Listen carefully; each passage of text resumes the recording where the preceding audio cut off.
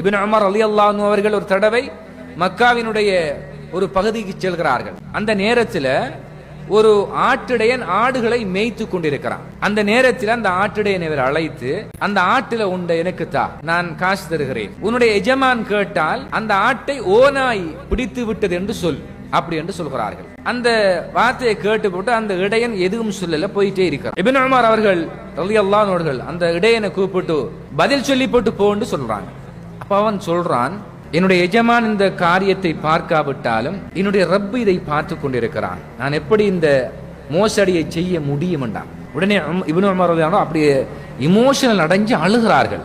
உடனே அவனை கையோட பிடிச்சிட்டு அவனுடைய எஜமான்கிட்ட போய், அவன் அடிமையாக இருந்தான், உடனே காசு கொடுத்து அவனை விடுதலையாக்கி உரிமையிட்டு சுதந்திரவாதியாக வாழ வைத்தாக என்ற வரலாறுகளை பார்க்கிறோமே. உண்மையில் ஆட்டிடையனாக இருந்தாலும் சமூகத்தினுடைய பார்வையில் சமூக பார்வையில் ஒரு நலிந்த நிலையில் இருந்தாலும் அல்லாஹ்வின் மீது உள்ள ஒரு அச்ச உணர்வு பாவம் செய்கின்ற அந்த சூழலை விட்டு அவனை தடுக்கின்றது என்றால் இதுதான் தக்வா. இந்த தக்வாவை உருவாக்கின்ற ஒரு களம்தான் இந்த ரமலான்.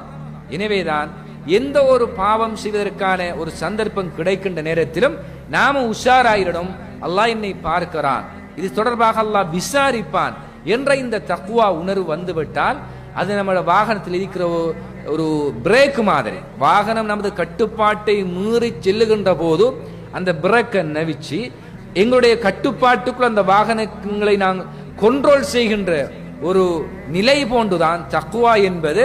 நமது மனம், நமது எண்ணங்கள், நமது ஆசைகள் எல்லை மீறி இதனுடைய தடைகளை தாண்டி செல்ல முற்படுகின்ற போது அந்த தக்வா எங்களை நிறுத்துகிறது, தடுக்கிறது, தடையாக அமைகிறது.